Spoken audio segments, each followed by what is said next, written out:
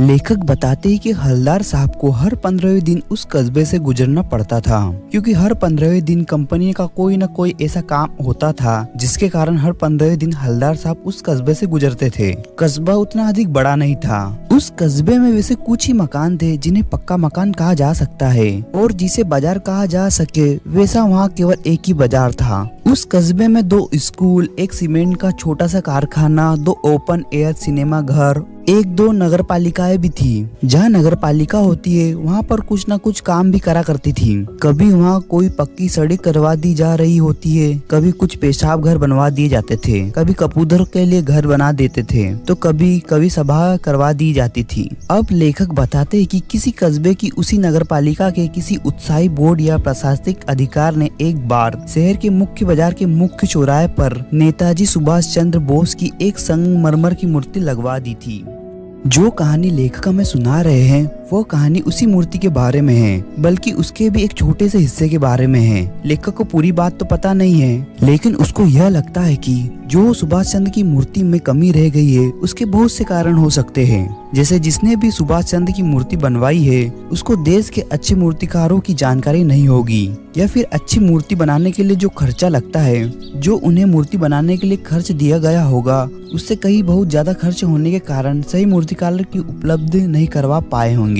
या हो सकता है कि काफी समय भागदौड़ और लिखा पत्री में बर्बाद कर दिया होगा, और बोर्ड के शासन करने का समय समाप्त होने की घड़ी नजदीक आ गई होगी, और मूर्ति का निर्माण उससे पहले करवाना होगा, जिस कारण किसी स्थायी कलाकार को ही मौका देने का निश्चय कर लिया होगा। और अंत में उस कस्बे के एकमात्र हाई स्कूल के ड्राइंग मास्टर को ही यह काम सौंप दिया गया होगा।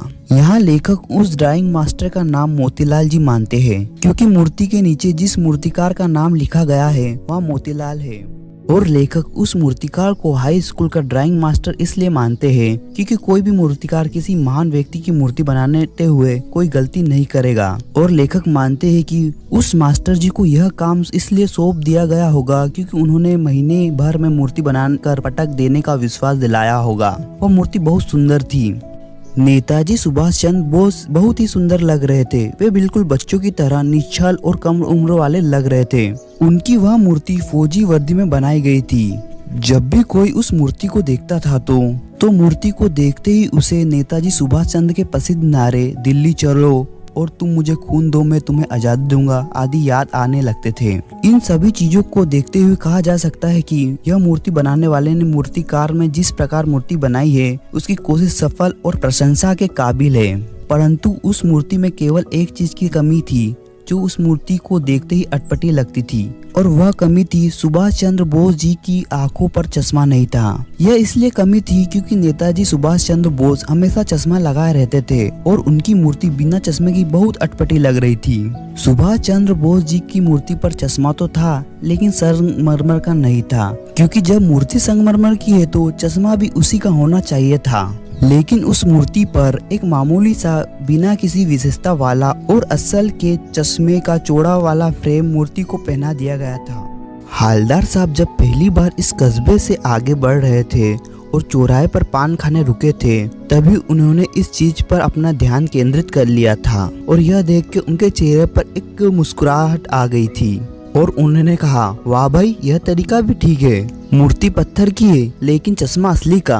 मूर्ति पर असली का चश्मा को पहनाने पर हवलदार साहब नागरिकों की देशभक्ति की सराहना कर रहे हैं, क्योंकि वह मूर्ति आम मूर्ति नहीं थी बल्कि नेताजी सुभाष चंद्र बोस की थी। और उस मूर्ति पर एक बहुत बड़ी कमी थी कि उस मूर्ति पर मूर्तिकार चश्मा पहनाना भूल गया था, जो कहीं न कहीं नेताजी का अपमान स्वरूप देखा जा सकता है, क्योंकि नेताजी ने आजादी की लड़ाई में अपने आप को त्याग दिया था। हवलदार साहब इस घटना को देशभक्ति से जोड़कर देख रहे थे। दूसरी बार जब हवलदार साहब को किसी काम से उस कस्बे से गुजरना था तो उन्होंने नेताजी सुभाष चंद्र की बोस की मूर्ति पर कुछ अलग दिखाई दी। जब पहली बार उन्होंने मूर्ति को देखा था तब उनकी मूर्ति पर मोटी फ्रेम वाला 4 कोनों वाला चश्मा था, अब तार के फ्रेम वाला गोल चश्मा था।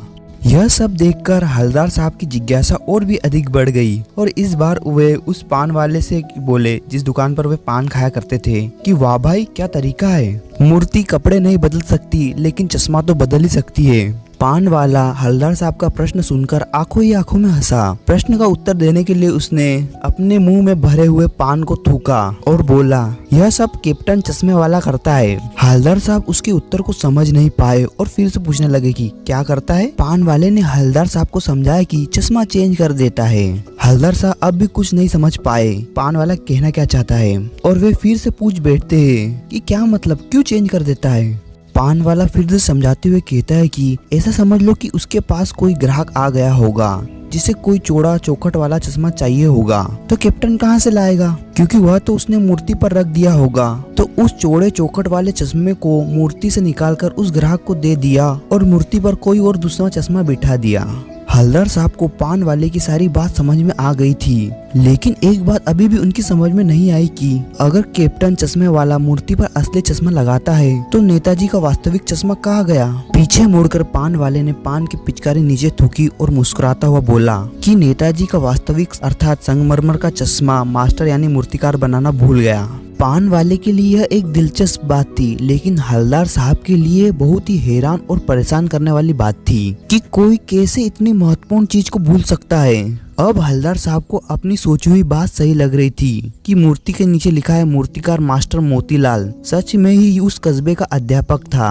अपने ख्यालों में खोए खोए वे पान वाले को अपने पान के पैसे चुकाकर चश्मे वाले की देशभक्ति के सामने आदर से सर झुकाते हुए जीप की तरफ चले, लेकिन कुछ सोचकर रुक गए और पीछे मुड़कर और पान वाले के पास वापस जाकर पूछा, क्या कैप्टन चश्मे वाला नेताजी का साथी है या आजाद हिंद फौज का कोई सेवानिवृत्त सिपाही। ऐसा हवलदार साहब इसलिए पूछ रहे थे क्योंकि हवलदार साहब के मुताबिक आज के समय में नेताजी का इतना ख्याल कौन रखता है। या तो इतनी देशभक्ति ऐसे किसी व्यक्ति की हो सकती है जो नेताजी से जुड़ा हुआ हो या आजादी की लड़ाई में सिपाही हो। अब तक पान वाला नया पान खाने ही जा रहा था।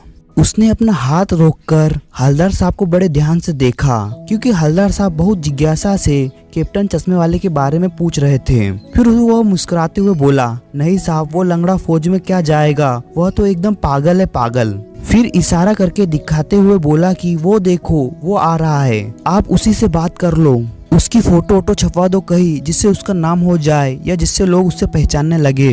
हवलदार साहब को पान वाले के द्वारा किसी देशभक्त का इतना मजाक उड़ाया जाना बिल्कुल भी अच्छा नहीं लगा, परंतु जब वे मुड़े तो यह देखकर एकदम हैरान रह गए कि एक हद से ज्यादा बूढ़ा कमजोर सा लंगड़ा आदमी सिर पर गांधी जी की टोपी और आंखों पर काला चश्मा लगाए, एक हाथ में एक छोटा सा लकड़ी का संदूक और दूसरे हाथ में एक बांस पर टंगे हुए चश्मे लिए अभी अभी एक गली से निकला था और एक बंद दुकान के सहारे अपनी बांस टिका रहा था। उसे देखकर हवलदार साहब को बहुत बुरा लगा और वे सोचने लगे कि इस बेचारे की तो दुकान भी नहीं है, फेरी लगाता है।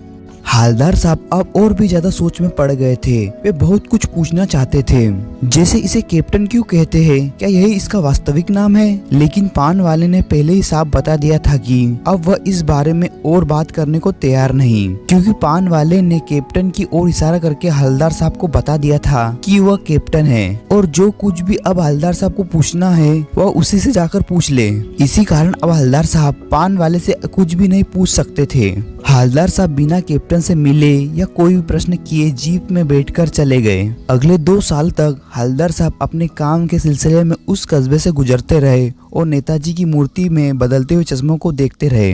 अचानक फिर एक बार ऐसा हुआ कि मूर्ति के चेहरे पर कोई भी कैसा भी चश्मा नहीं था। उस दिन पान की दुकान बंद थी, जिस कारण हवलदार साहब इसका कारण नहीं जान पाए। इसके अगली बार भी जब हवलदार साहब उस कस्बे से गुजरे तब भी मूर्ति की आंखों पर चश्मा नहीं था, किंतु आज पान की दुकान खुली थी, जिसके कारण हवलदार साहब ने पहले तो पान खाया और फिर धीरे से पान वाले से पूछा, क्यों भाई क्या बात है, आज तुम्हारे नेताजी की आंखों पर चश्मा नहीं है। पान वाला हवलदार साहब की बात सुनकर उदास हो गया और उदास स्वर में बोला, कैप्टन मर गया। जब हवलदार साहब को कैप्टन के मर जाने के बाद बिना चश्मे की नेताजी की मूर्ति देखने को मिलती तो वे बार बार सोचते कि क्या होगा उस राष्ट्र का जो अपने देश के खातिर अपना सब कुछ घर जवानी जिंदगी दांव पर लगा देते हैं और आज की पीढ़ी उन पर हंसती है और वे इसी मौके को ढूंढती है। कि कब उनका किस तरह फायदा हो। सोच सोचकर हवलदार साहब दुखी हो गए थे। 15 दिन बाद जब फिर से अपने काम के सिलसिले में उस कस्बे से गुजरे, तब कस्बे में घुसने से पहले उन्हें ख्याल आया कि कस्बे के बीचों बीच में नेताजी सुभाष चंद्र बोस की मूर्ति अवश्य विद्यमान होगी, लेकिन उनकी आंखों पर चश्मा नहीं होगा, क्योंकि जब मास्टर ने मूर्ति बनाई तब वह बनाना भूल गया और उसी की इस कमी को कैप्टन पूरा करता था। लेकिन अब तो कैप्टन भी मर गया। अब हवलदार साहब ने सोच लिया था कि आज वे वहाँ रुकेंगे ही नहीं, पान भी नहीं खाएंगे, यहाँ तक कि मूर्ति की तरफ तो देखेंगे भी नहीं, सीधे निकल जाएंगे। लेकिन हर बार आदत के कारण, आदत से मजबूर आंखें चौराहे आते ही मूर्ति की तरफ उठ गई। लेकिन इस बार हवलदार साहब ने कुछ ऐसा देखा कि अपनी स्पीड में चलती हुई जीप को एकदम से रोक दिया, जिसके कारण रास्ते पर चलते लोग उन्हें देखने लगे। जल्दी से अपनी जीप से निकले और मूर्ति की तरफ चल दिए। उसके ठीक सामने जाकर सावधान अवस्था में खड़े हो गए। मूर्ति की आंखों पर सरकंडे से बना छोटा सा चश्मा रखा हुआ था, जिसे बच्चे अक्सर खेल खेल में बना लेते हैं। यह देखकर हवलदार साहब भावुक हो गए। इतनी सी छोटी बात पर उनकी आंखें भर आई। यहाँ पर सरकंडे से बने चश्मे को नेताजी सुभाष चंद्र की आंखों पर देखकर हवलदार साहब का भावुक होना यह दर्शाता है कि देशभक्ति उम्र की मोहताज नहीं होती। हवलदार साहब को लगा था कि कैप्टन के जाने के बाद शायद ही नेताजी के चश्मे का मूल्य कोई जान पाएगा, लेकिन बच्चों ने नेताजी के चश्मे का मूल्य जाना तो हवलदार साहब भावुक हो गए, क्योंकि अभी इस पीढ़ी में भी देशभक्ति जिंदा है और हमें अपनी आने वाली पीढ़ी को भी आजादी के लिए अपने आप को त्यागने वाले वीरों की भी कथा सुनानी चाहिए और उनका सम्मान करना भी सिखाना चाहिए।